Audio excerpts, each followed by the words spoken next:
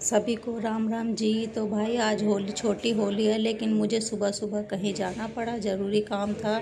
तो मैंने अपना मेट्रो का सफ़र पूरा किया। फिर मैं होली पूजने के लिए भी देर हो रही थी, तो हम बाहर से आके नहा धो के हमने पूजा की थाली तैयार की। और यहाँ हर्षिता छोटे बब्बू को जूते पहना रही है, लेकिन बब्बू उसकी तरफ कोई भी रिस्पॉन्स नहीं दे रहा है। और वो देखो, फिर हमने सजा धजा के उसको चौकी पे बिठा दिया और हमने उसको माला पहनाई, क्योंकि बड़े बड़े बच्चों ने सब ने मना कर दिया था कि हम माला नहीं पहनेंगे, हमारे तो टीका ही लगा देना। तो हमने छोटे बब्बू को माला पहनाई और वो देखो कितना खुश हो रहा है। कभी उसकी बड़ी मम्मी आशीर्वाद देने आ रही है, कभी छोटी मम्मी आ रही है, कभी ज्योति मम्मी आ रही है, तो सभी उसको प्यार कर रहे थे।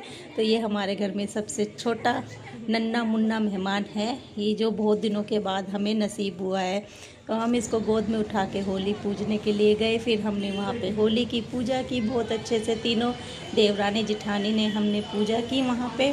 फिर हमने बब्बू को गोद में लेके उसकी परिक्रमा भी करवाई, क्योंकि उसकी पहली होली थी। बहुत अच्छे से उसने हमारे साथ पूजा की। और ये देखो सबके साथ वो भी परिक्रमा दे रहा है। यहाँ उसने सभी को कलर लगाया, तरुण को लगाया, मुझे लगाया, उसने सभी के साथ होली खेली है। देखो विराज को भी उसने कलर लगाया, हम सब के साथ उसने होली खेली।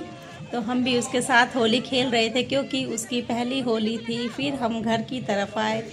घर की तरफ आते ही हमने अपनी चौखट की पूजा की, क्योंकि घर बाहर से आते के साथ ही अपनी चौखट की पूजा भी करनी पड़ती है। अगर हम बाहर से कोई पूजा करके आ रहे हैं तो हमने अपनी चौखट को पूज के अपने चौखट को ठंडा कर दिया। फिर हम अंदर आके अपनी सासू माँ के हमने एक एक करके आशीर्वाद लिए। पहले मैंने लिया, फिर मधु गई, छुटंकों ने भी अपनी दादी माँ का आशीर्वाद लिया। मैंने भी सासू माँ के पैर छुए।